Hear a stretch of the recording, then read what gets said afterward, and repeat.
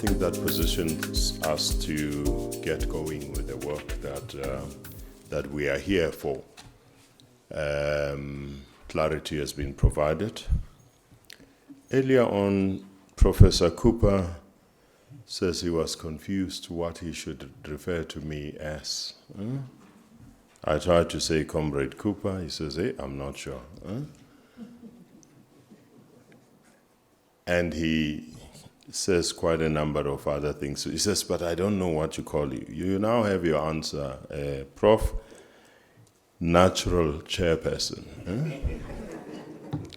I'm going to call on Professor Maloka to please come forward and take a chair. He's going to facilitate a two-phase discussion. And I'll call on Mr. Mutimele, please, Professor Maloka. Mr. Mutimele to come forward as well. And I'm going to call on Mr. Mandla Seluani to come forward as well. As per your program, Mr. Mutimele is going to deal with NaLHISA's architecture and policy. And then there will be a 15 minutes discussion after his presentation, facilitated by Professor Maloka. There will also, after that, be a presentation by Mr. Yeah, but doctor is still applicable, isn't it? Dr. Seluani, who will also reference us in terms of the historical evolution of where we come from. That too will be facilitated by Dr. Maloka. I need to indicate to you that we've received a request from Dr. Dondo Loluvuyo to reschedule him on the program, and I'll take you through to that place where we'll reschedule him as and when we are able to confirm his timing. He has had to deal with something urgent this morning. My apologies for that. Professor Maloka, can I hand over to you for the facilitation of maybe this? the microphone. No, thank you, Mr. Chairman. Am I chairing or you are chairing? No, you are chairing. No, I can see that he's chairing himself. He wants, because he's, that's the power of attraction of the natural chair. So welcome. We are very fortunate here, colleagues, to have our brother here, the archivist. You will introduce yourself when you also speak about the work that you are doing. He's going to talk about archiving and digitization, of course. And you, I think the chair said to us that each speaker will have 10 minutes. And then afterwards, then we'll have Mr. Silwani, who will talk about historical antecedents, evolution of resistance, and forming solid and structured opposition. So I think this is something also that is linked to what the chair of NaLHISA was speaking about quite earlier when she was setting the scene for this meeting. So I'm not guided by Ambassador. I'm trying to find him. I will assume that you will each have 10 minutes, and then there will be an interactive session. So we'll get guidance from the overall chair as to how long he wants these sessions to take.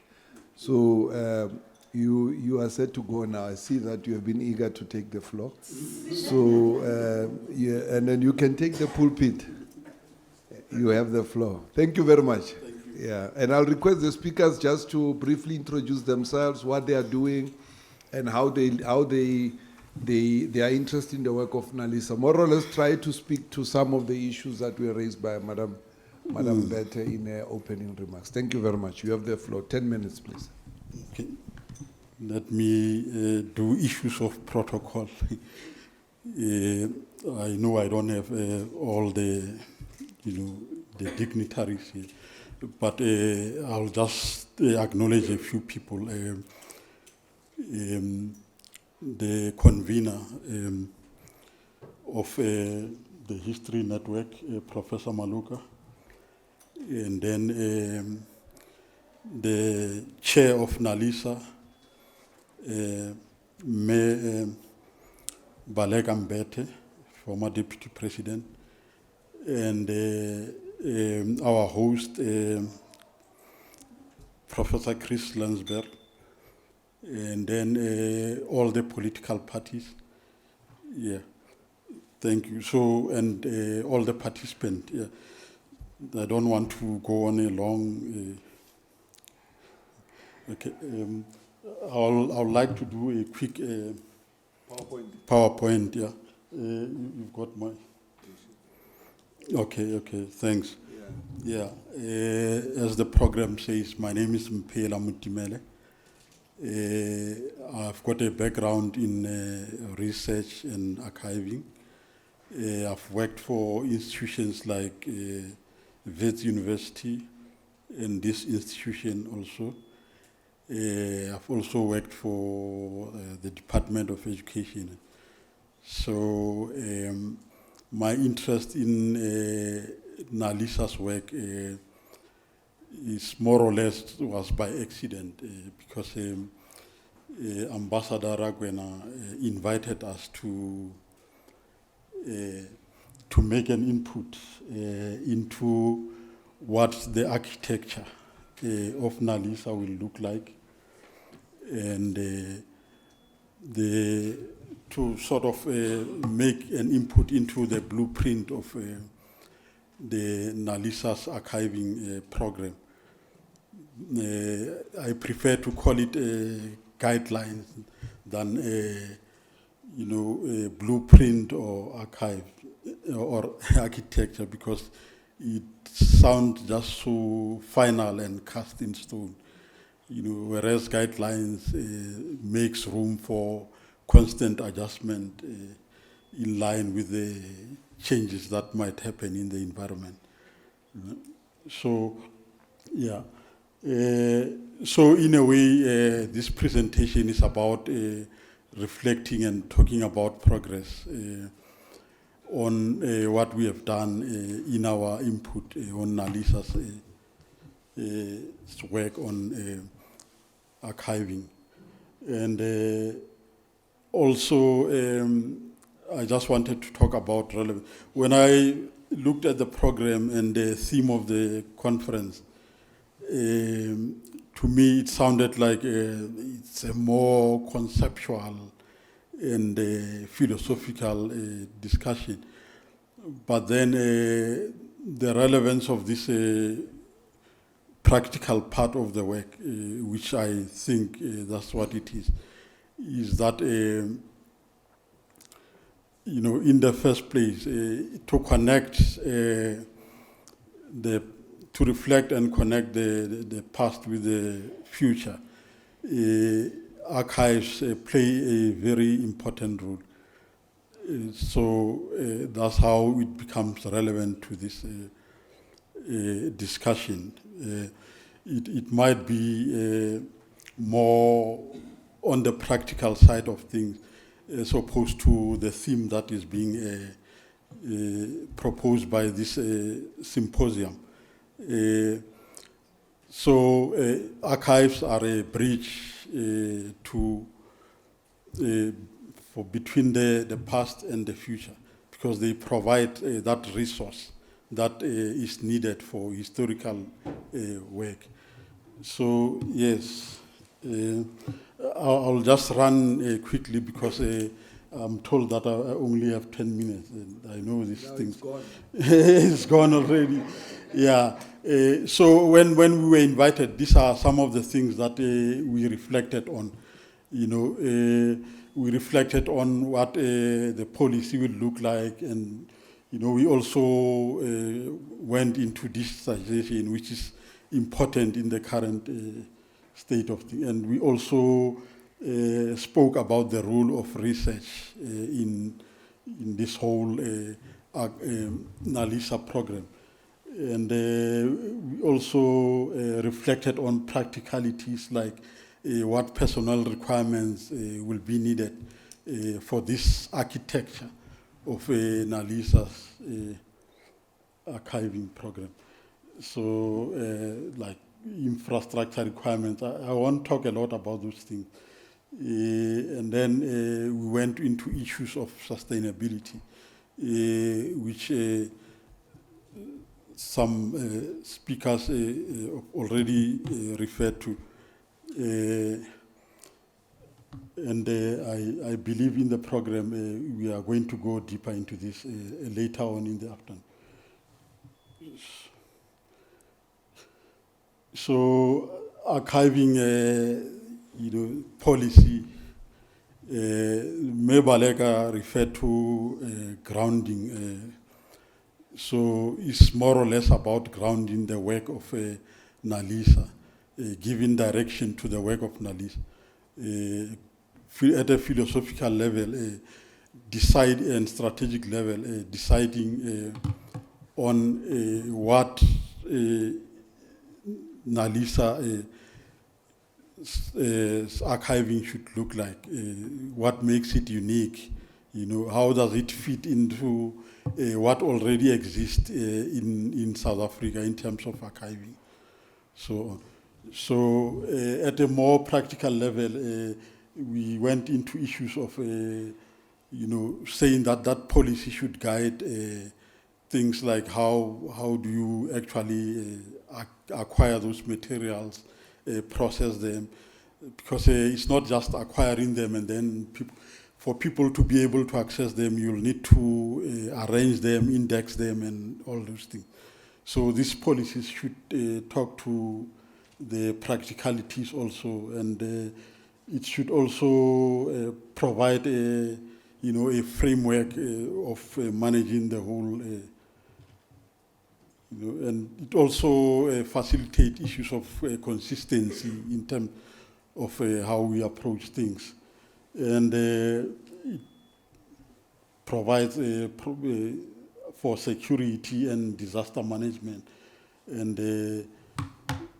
also on usage, who can use the archives and that kind of thing. So those are more at practical level,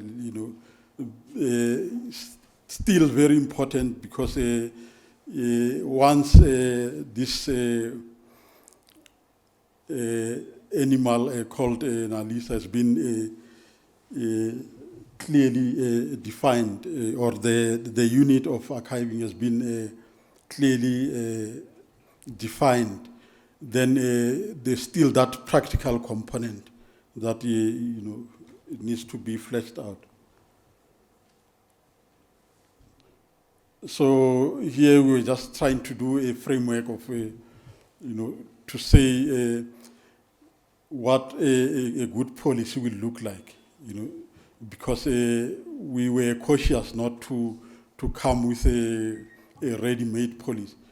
Instead, we thought maybe we could talk to issues of what a good policy will look like, and then thereafter we can also convene a meeting with the NaLHISA staff and workshop what the policy should look like after assessing what is to be archived and the extent and those things.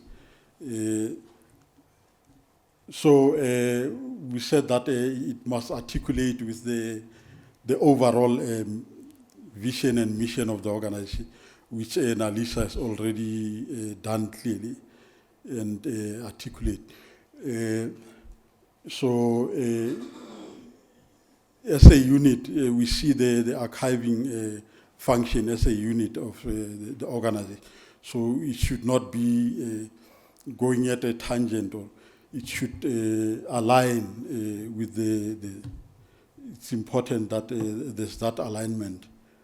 And it should also be contextual, obvious. It must be informed by the material conditions in NaLHISA. There can be generic policies, but at the end of the day, they need to be domesticated to fit the needs of NaLHISA. And issues of that policy should speak clearly about what NaLHISA should look like, and that kind of thing. There must not be a confusion in terms of what NaLHISA is about. So that clarity is important. And obviously it should be a living document. It should not be cast. There's always,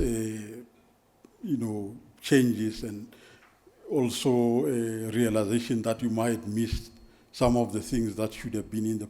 So that policy should not be something that cannot be changed.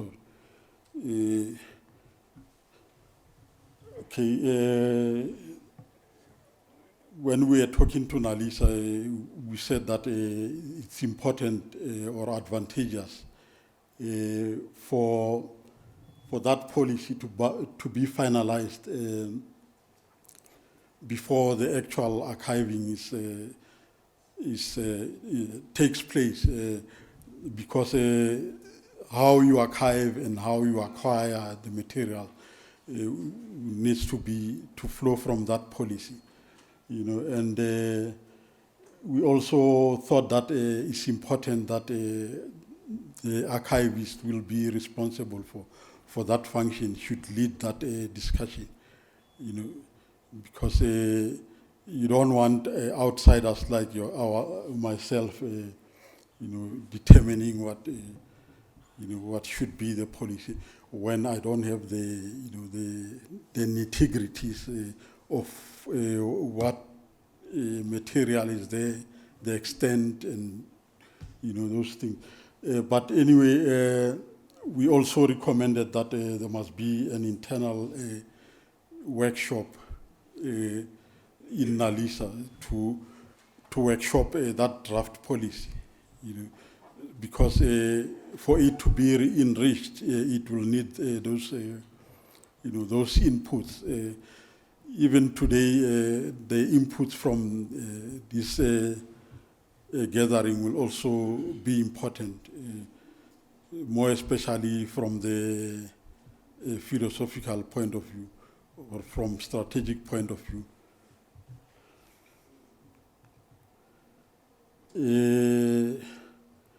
Obviously, digitization, we're considering it because it's about extending a usage, and also it will play an important role in preservation of the material and so on. So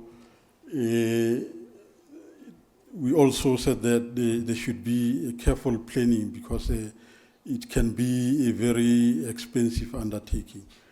So, what do you prioritize, for instance?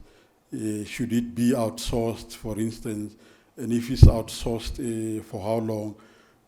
Should you build internal capacity? And if you build internal capacity, what resources are necessary? Those kind of things.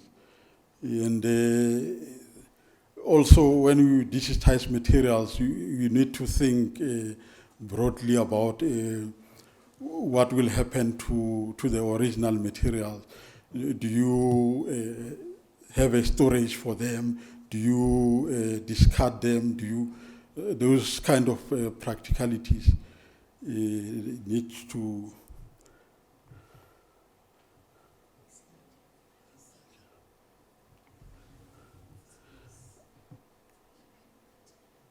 Okay, and we also said that it's important to put the required infrastructure in place before we even digitize the materials. You'll need the staff to do that, and you'll need the storages and all that kind of. So, yeah, and we also said that it's important that an archivist will lead that process, because in the end, that leadership will be required by the head of that unit. We also reflected on the importance of research, because you create, you don't only create content, but you also get a chance to interrogate that content. earlier on, it was mentioned that sometimes history gets distorted, and so that's where the role of research comes in, and so that it's a true reflection of what actually happened. We know history is contested and contestable. You know, you can't say there's one view of history, but it's important that as NaLHISA, because we want to reflect a true picture of what actually happened during our liberation struggle, it's important that we have that research arm, you know, that will inform the discussions, and also to deal with any distortions and to deal with issues around making sure that that preservation of history, as NaLHISA clearly articulates, is non-partisan. And so, yeah, so I'm just rushing quick. So here we spoke about the practicalities of, you know, the kind of stuff that will be required. This is not a blueprint, it's just illustrative to say that these are the key people that you will need to run an archive.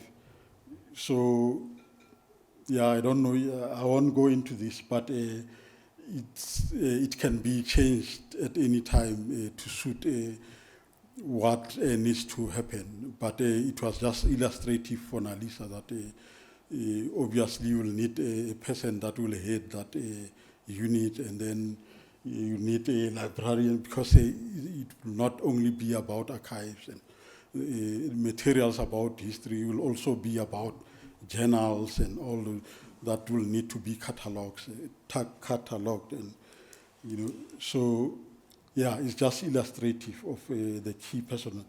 It can be expanded depending on the needs. It can be reduced depending on the amount of resources at our disposal and the needs at the moment. It was just illustrative, so I won't dwell much on it in the interest of time. Yeah, this is just, we're just suggesting, given resources, limitation in resources, we suggest that, for instance, we could consider appointing people on fixed-term contracts, and we also spoke about people who we think maybe should be appointed before even the unit can be established.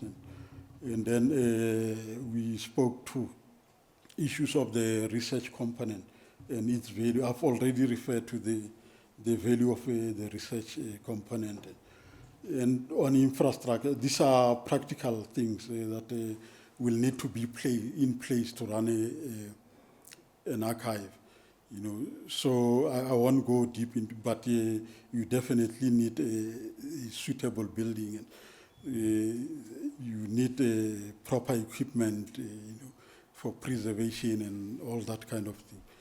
So I won't bore you much with these practicalities, but they are very important to be in place for any archive to run.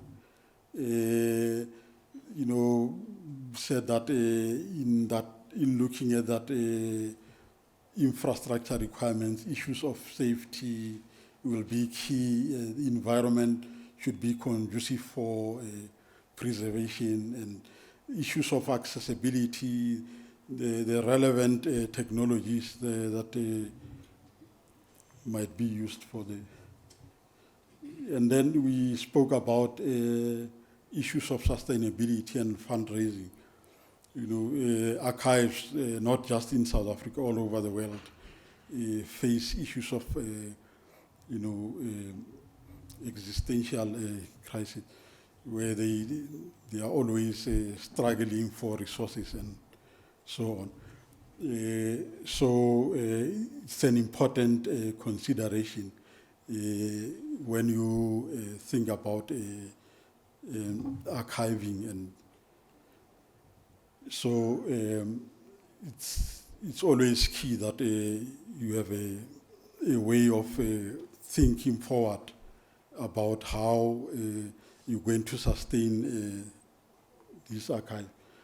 And in response to that, we said that you obviously need a funding strategy, which NaLHISA, I believe, already has.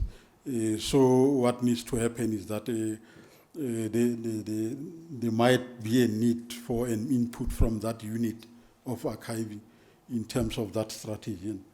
And of course, we will learn from other organizations how they've done their sustainability. And issues of partnerships are important in terms of funding and also in terms of avoiding issues of duplication and so on. And yeah, and also we pondered around issues of commercializing some of the content that will be generated by NaLHISA. So it was just one element of the commercializing of how, for instance, funding can be generated. But there's a whole other ways that funding can be generated, which needs a proper discussion on its own, on how. So, yeah, I've already indicated that archives are very important for linking our past with the future. So I won't go into that. And I've also spoken about the need for good policies. If you are going to run an efficient archive, which is central to sustaining or to keeping our history alive. I want to finish I know I've run quickly through. Yeah. But it was very useful. Thank you very much. I think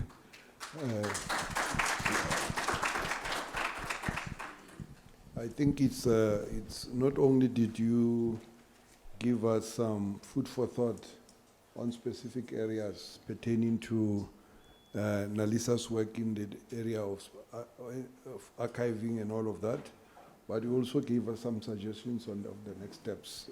You proposing a specific workshop and also some sort of a roadmap as well. So I think Ambassador Rakwena and his team are here. They've taken it, but we'll come back to that during the course of the discussion. And your document, is it available or it's still embargoed? That can be addressed with Ambassador. Okay, thank you very much. So no, thank you that's very useful. Dr. Mandla, you want to speak from there, or you also want to take the podium you want to take the pulpit like the Reverend? Eh? Shumaela Khosi. Let me just say that and I hope he doesn't take exception to me calling him Comrade Mbulelo. When Comrade Mbulelo asked me to come and speak here today, I was going to attend as a symposium participant, but not as a speaker. When he asked me to speak, I specifically asked him, how long do I have to speak for? After doing some mathematics, he came back to me and said, you have at least 15 minutes. Now, this 10-minute rule is unacceptable to me. You cannot change the rules in the middle of the game. I am here already. And so, Mr. Moderator, if you catch me on a civil disobedience campaign, please understand that's where it comes from.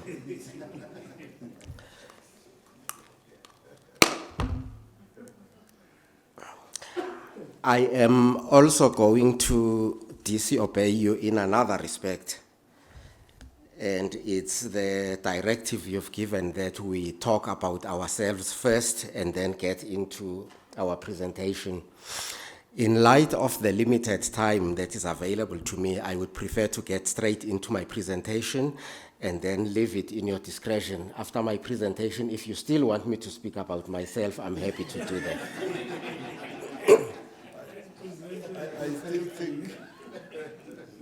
I still think that I think you have already staged your protest on time allocation, so you may as well start with yourselves, so that then we can all be able to relate to your presentation. Like we now, the previous speaker, we're able to see where he comes from. He's an archivist and he's giving us. So it doesn't have to be quite elaborate. I know that you have a very impressive history, but just one or two institutional affiliates where you come from. You're already in protest mode. So you said how much time you and the natural chair, you have a deal about time that was agreed to before this meeting and outside this meeting. So I'm also working, under his direction. So I will work with the formula that you both have agreed on. Okay. But yeah, thank you very much. Okay, I will obey you then. My name is Mandla, the surname is Selewane. I have worked at the Human Sciences Research Council. I have worked at the University of Cape Town. I have worked with SACET, those of you who might be familiar with our education struggles. I have worked with SACET. I have been a member of SASO. I've been a member of the Black People's Convention. I've been a member of AZAPO. I have worked in the labor movement as an education officer, and I'm running a small publishing house, as you will see in your file. Yeah, yes, publishing. Can I now proceed? Thanks. The topic, and Comrade Mbulelo said I am at liberty to tinkle with the topic that had been suggested for me, and I did tinkle with it. I was very obedient in that respect, Comrade Mbulelo. I have fashioned the topic like this: revisiting history, the evolution of resistance. By way of introduction, and I'm going to read the paper so that I don't waste too much time. By way of introduction, let me start by thanking the organizers of the symposium for asking me to reflect on such an important topic. Whilst appreciating the invitation, let me also say that a topic of such importance would have required more preparation time than the organizers of the symposium have afforded me. Therefore, I must bemoan the fact that I had only 2 days to apply my mind on such an important topic. And therefore, if I sound a little bit incoherent, you know whom to blame. The organizers. The organizers. I must also indicate that I have recast the topic, but I've already spoken about that, so I can skip that. Now, I've made a few assumptions in preparing the paper. The assumption, although the topic is phrased in broad general terms, I have assumed that what we have in mind is South Africa. So I have assumed that what we are primarily interested in tracing is the evolution of resistance in South Africa. And I have also assumed that where we speak about historical antecedents, we have in mind the historical facts and conditions which existed in South Africa before the resistance kicked in, and were as such triggers for our resistance effort. I prayerfully hope that I did not misconstrue my brief. Now, the third matter I would like to deal with is attempting to sketch the historical background to the things that we're talking about. The need for the background I propose to sketch does not only arise from the historical nature of the topic, it arises more importantly as a conceptual imperative. We cannot talk meaningfully about resistance unless we know what we were resisting, unless we know why we had to resist what we were resisting, and unless we know what we wanted in the place of what we were resisting. Now, the first matter that I would like to deal with then is the voyages of so-called discovery. It is a matter of historical record that European seafarers had in the 15th century almost traveled right round Africa in their bid to find India. And I must point out here that they had the misconception that India is not in the east but in the south, and that is why they traveled the way that they did. But by the 15th century, they had practically traveled right around Africa. What is not always obvious is the existential problem their arrival on our shores occasioned for native peoples. I don't have in mind here the wars of dispossession and the genocide that went with those wars. We shall come to that. I have in mind, rather, a problem which is logically prior to the wars of dispossession and genocide. When European seafarers arrived on our shores, they wondered, and I'm putting wondered in inverted commas because I don't believe it was genuine wondering. They wondered whether our forebears were human beings or merely animals which looked like human beings.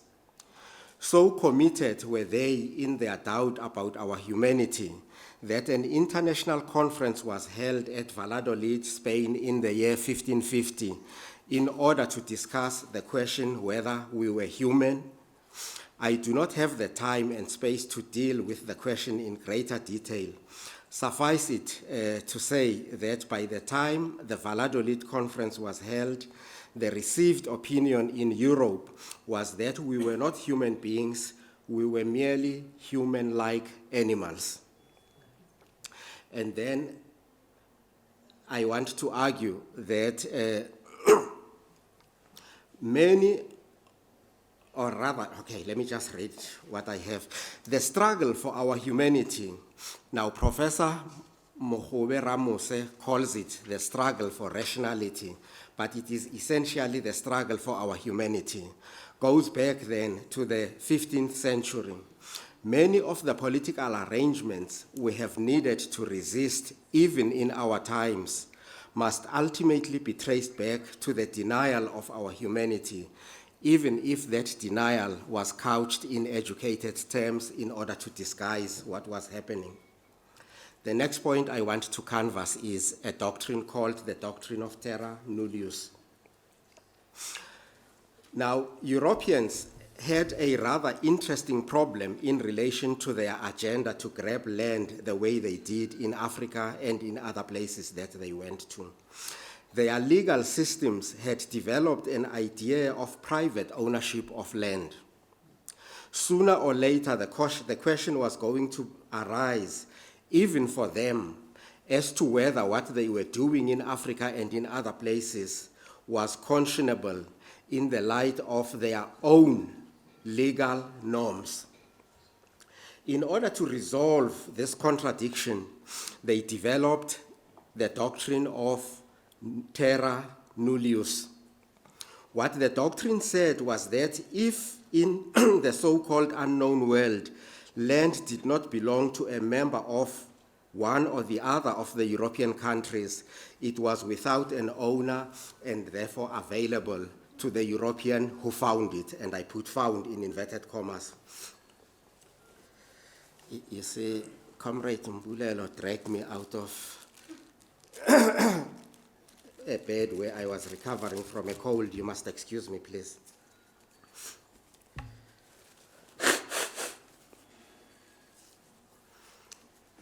So what they decided was this terra nullius doctrine, which I have just explained.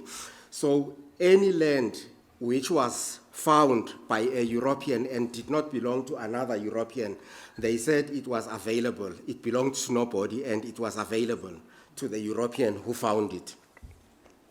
Now, the connection between the terra nullius doctrine and the denial of our humanity is fairly easy to see.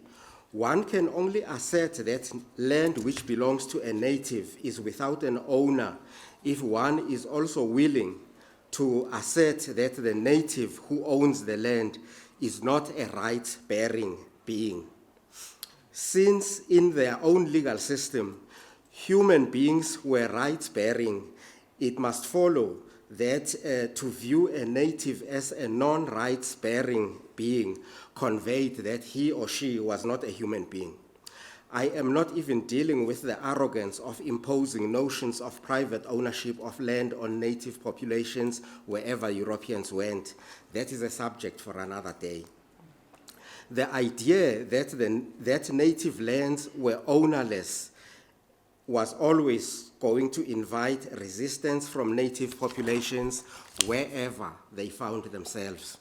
The next point I want to canvass is the exposure to Christianity and so-called civilization as a sufficient compensation for land loss. Let us take a cursory look at how the situation played out in the Americas. In 1823, a land dispute case was heard in the Supreme Court of America under the citation Johnson versus McIntosh 21 U.S. 8 Wheat. Here's what the court had to say in dealing with the issue. And I quote, "On the discovery of this vast continent, the great nations of Europe were eager to appropriate to themselves so much of it as they could respectively acquire. Its vast extent offered ample field to the ambition and enterprise of all, and the character and the religion of its inhabitants afforded an apology for considering them as a people over whom the superior genius of Europe might claim an ascendancy. The potentates of the old world found no difficulty in convincing themselves that they had made ample compensation to the inhabitants of the new by bestowing on them civilization and Christianity in exchange for unlimited independence.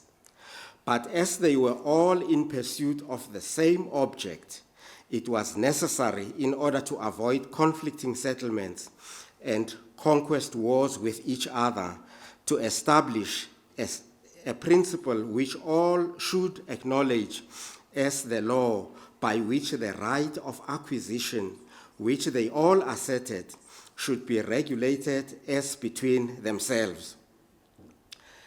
The principle was that discovery gave the right of the government by whose subjects or by whose authority it was made against all other European governments, which title might be consummated by possession. Now here I must pause to emphasize a very important point, because you see, the two major powers in Europe which were in contest here were Spain and Portugal. And in order to avoid a war between those two countries, the Pope simply closed his eyes and drew an imaginary line and said whatever falls to the left of this imaginary line belongs to Spain, and whatever falls to the right of this imaginary line belongs to Portugal. And so it was that we became colonized in the way that we became colonized. Here at least, and I'm going back now to the United States Supreme Court judgment, here at least the humanity of the natives was not in question. The reason for that might be an interesting line of inquiry, but in the interests of time, I cannot get into that. The loss of land, together with the ways in which it was rationalized, was bound to give rise to certain forms of resistance. And then the next question I want to canvass, it's not really a question. What I'm saying here is I want to come closer to home. I say coming even closer to home because the doctrine of terra nullius was very much at play in South Africa. But Europeans added another theoretical contrivance to the inquiry in South Africa, namely the theory of empty spaces. Now, in terms of this theory, Bantu-speaking Africans arrived in South Africa approximately at the same time as Europeans. Therefore, any claim to land that they might have is no better than the claim of Europeans. Now, the theory of empty spaces presents a special historical political problem in that long after colonial historiographers were done with us a number of contemporary historians still argue a refined variation of that theory. Indeed, we ourselves, and when I say we ourselves, I mean we who have been involved in the liberation struggle, we ourselves appear to have occasionally bought into that theory.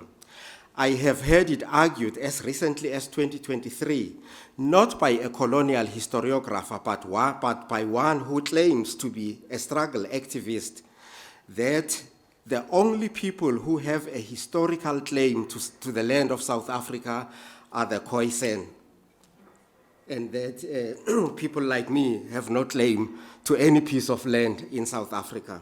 That is the extent to which we have created a serious problem, even for ourselves. Now, let me deal briefly with the frontier wars that I guess we are all familiar with. The history of frontier wars in this part of the world is very well known, together with its consequences. Now, what is necessary in the period that we live in is not so much to chronicle that history, but rather to contextualize it.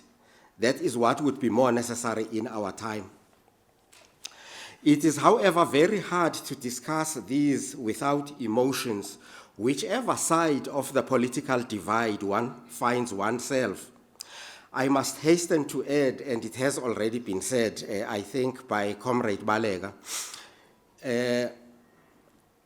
I must hasten to add that this is such an emotive question that it is hard to have consensus on what actually exactly took place. One gets a sense of the emotive nature of the question when one reads, for instance, Professor C.F.J. Miller, 500 years, a history of South Africa, the way in which he details the views of the frontier farmers in terms of the experiences they had relative to what is popularly known as the Xhosa Wars, or occasionally referred to as the Keffa Wars.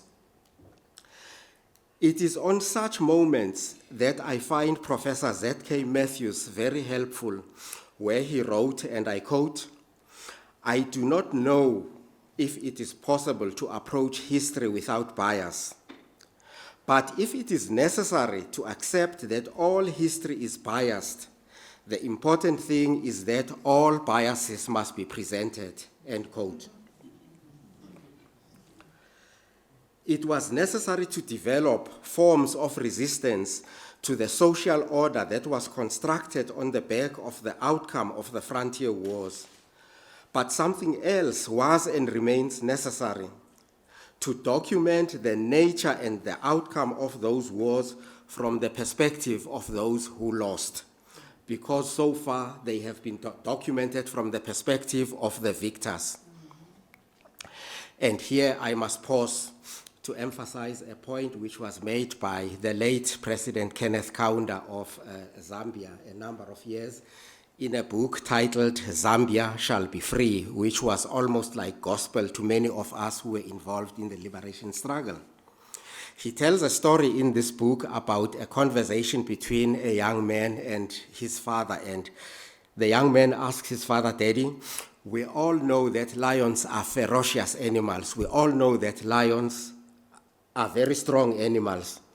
But in all the stories that we read, where lions fight with people, people win and lions lose. Daddy, please, can you explain to me how is this possible?" And his father answers, "My son, if lions want to win, they must learn to write their own books.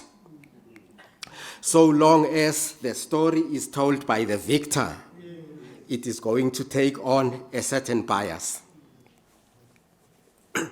And therefore I say that consideration remains as relevant today as it ever was. And perhaps, let me just add this. Now, I don't know about you, but when I was at school, we were reading Fowler and Smith, we were reading Van Jaarsveld, and so on and so on. there was something very fascinating. I've spoken about frontier wars here. Now, every time, in a war situation, somebody wins and somebody loses. Now, sometimes white people would win, sometimes they would lose. Now, when Professor van Jaarsveld speaks about white people winning, he was very explicit. He would say the white people were victorious and the black people were defeated and withdrew in disarray. He would put it in those sort of terms. But whenever white people were defeated, you would not find any text in Professor van Jaarsveld's history books where he speaks about white people losing. If they lose, he only said they withdrew. They never lose, they just withdraw. And then it must also be necessary, even in our age, to inquire into the continuity between those wars and what took place in the form of resistance we generally refer to as the liberation struggle. And then I want to deal with forced removals as one of the factors which contributed to resistance in South Africa. After the guns had done their work, it was possible to settle down and pass laws in order to institutionalize the loss of land suffered by the natives. Such laws were legion and rather well known in South Africa. These laws were used not only to consolidate the victories achieved in the battlefield, but also to expand the areas in which white people might live and to shrink the areas in which black people were allowed to live. Now, Frantz Fanon, in the book The Wretched of the Earth, has the following to say, and I quote, "In the colonial countries, the policeman and the soldier, by their immediate presence and their frequent and direct action, maintain contact with the native and advise him by means of rifle butts and napalm not to barge. It is obvious that these agents of government speak the language of pure force. The intermediary does not lighten the oppression nor seek to hide the domination. He shows them up and puts them into practice with the clear conscience of an upholder of peace, whereas he is in fact the bringer of violence in the homes of the natives," end quote. Perhaps if white people had contented themselves with what they had achieved, history in South Africa might pan out differently.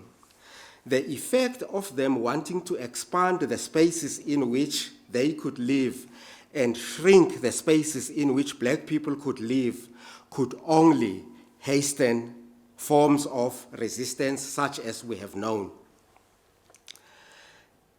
The laws they passed had to be enforced.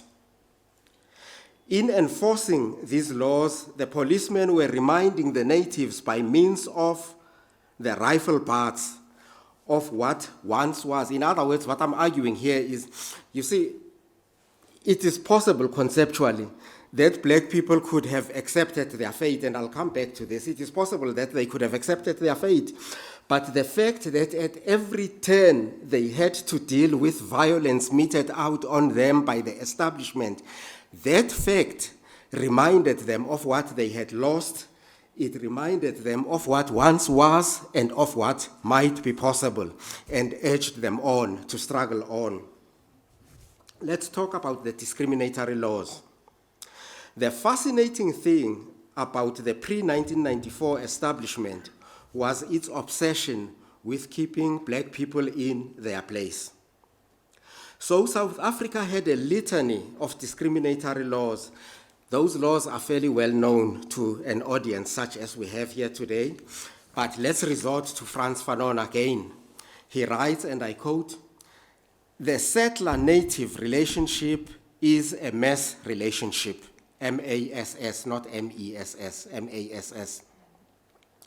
"The settler pits brute force against the weight of numbers.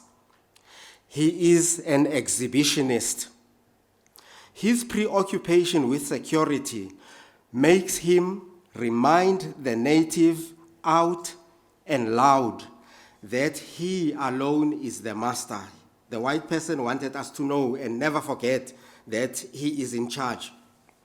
The settler keeps alive in the native an anger which he deprives of an outlet, end quote. Now let us imagine for one moment that black people had the inclination to make peace with their lot and to walk docilely on the path the white establishment had configured for them. Let us imagine for one moment that they had the wish to carry their hardship with the patience of biblical Job. And then let us imagine for a single moment that black people had the predisposition to forgive those who wronged them 70 times, 7 times. Now, let's just imagine those things. The resolve of the white establishment that black people should never forget who was in charge would not have made it possible for black people to adopt the scenario that I have just outlined. The white establishment's exhibitionist approach to power would have foreclosed any such possibility. The constant prodding of black people with rifle butts by the establishment's armed forces in the process of enforcing discriminatory laws would have forced black people to reconfigure their responses. And what was so distasteful about the whole thing was, as Frantz Fanon says, that the regime kept this anger in black people alive, but did not allow the anger to be vented out. Now, Steve Biko formulated the matter a little bit differently. He said, white people, their control was total in such a manner that they were both provoking black people and trying to control the way in which black people responded to the provocation. That is the totality of the oppression that Steve Biko spoke about. Was it any surprise, therefore, that on the 9th of August 1956, there was that famous march by women in South Africa? Was it any surprise that on the 21st of March 1960, Sharpeville occurred and Langa occurred? Was it any surprise that on the 16th of June 1976, what happened in Soweto happened? Was it any surprise that the ANC, the PAC, and the PCMA came to the view that armed struggle was the only logical response? I submit it wasn't. So, what was the resistance about? Now we have sketched the antecedents. What was the resistance about? We could take the easy road and say it was about all the things mentioned in the discussion above. That would not be incorrect, but the difficulty is that those who were involved in the resistance did not always see things in the same way. Therefore, I would suggest, without abandoning what I have said would have been the easier response, that one should look at the defining programs produced by the liberation movement in order to figure out what they saw as the aim of the resistance they were involved in. Now, what were those programs? I will just list them without discussion. The Manifesto of the Communist Party of South Africa, adopted in 1921. The 10-point program of the Non-European Unity Movement, adopted in 1943. The Bill of Rights, adopted by the African National Congress in 1943. The Program of Action, adopted by the African National Congress in 1949. The Freedom Charter, adopted by the Congress of the People in 1955. The Policy Manifesto of the South African Students' Organization, adopted in 1968. The King Williamstown Declaration of the Black Consciousness Movement, adopted in 1975. The Mafikeng Manifesto, also known as the 16-point program, which was adopted by the Black Consciousness Movement in 1976. the manifesto of the Azanian people adopted by the National Forum in 1983. Now, a brief reflection on those programs, and I'm going to be very brief. The fact alone that the liberation movement would have produced so many liberation programs already indicates the complexity of the problem we were dealing with. The complexity is underscored by the fact that the same political tendency or organizational manifestation would adopt more than one political program. An analysis of the similarities and dissimilarities amongst these programs would require a different paper. What I propose to do here is briefly sketch the similarities between all the programs that I have outlined, and they are as follows. 1, a broad commitment to democratic rights. 2, an end to discrimination based on race or color.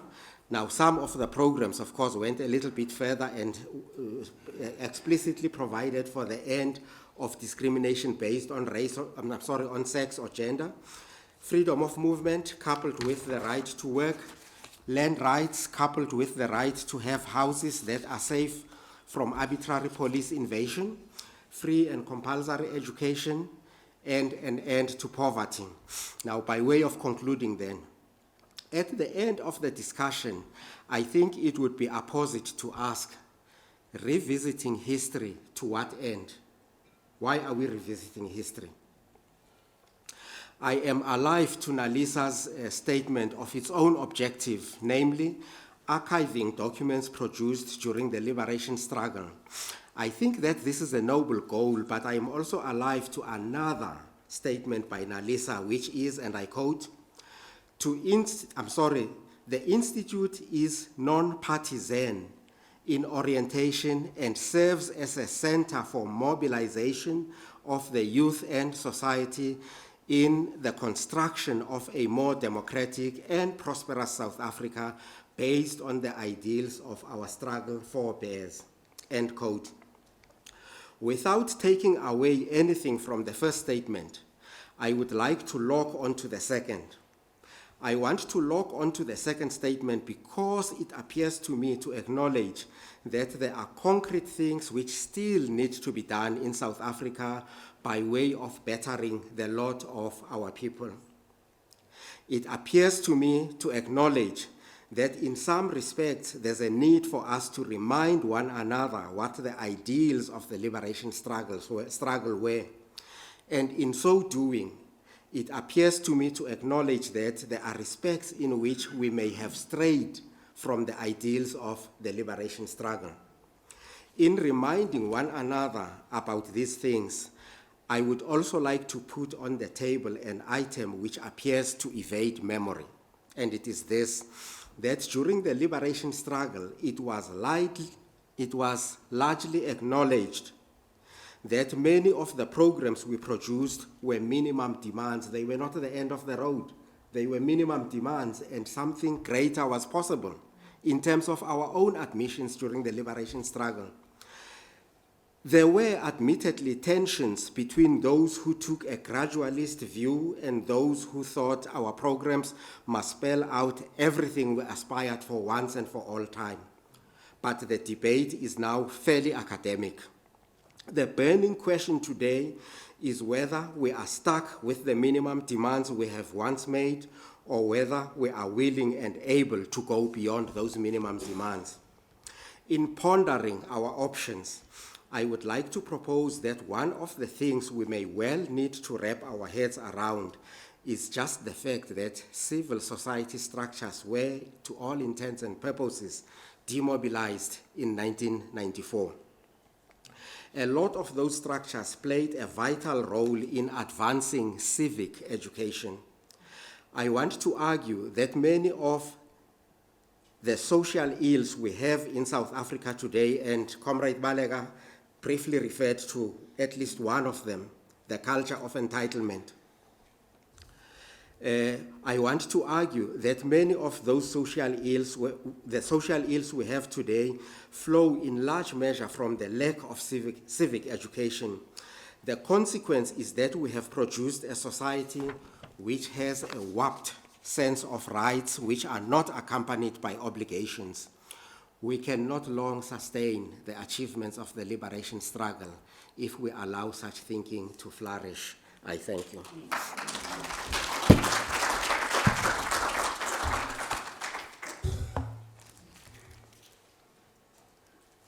Thank you very much. I think this was a very thought-provoking piece. And I must say that you are advised to the Lions that if they want history, the accounts of hunting to be from their perspective, that they should write their own history. I think you'll make a very good tutor to the Lions. Because the method that you employed in looking at our history and looking at the pre-colonial, the period of encounter, and the colonial period, and of course, after 1994, how freedom has presented itself and evolved with us over the years. I think it was a very interesting perspective. But I take that you are not just revisiting history, but you're also provoking NaLHISA to think about what it wants to achieve, and I think it's a very welcome, thought-provoking piece.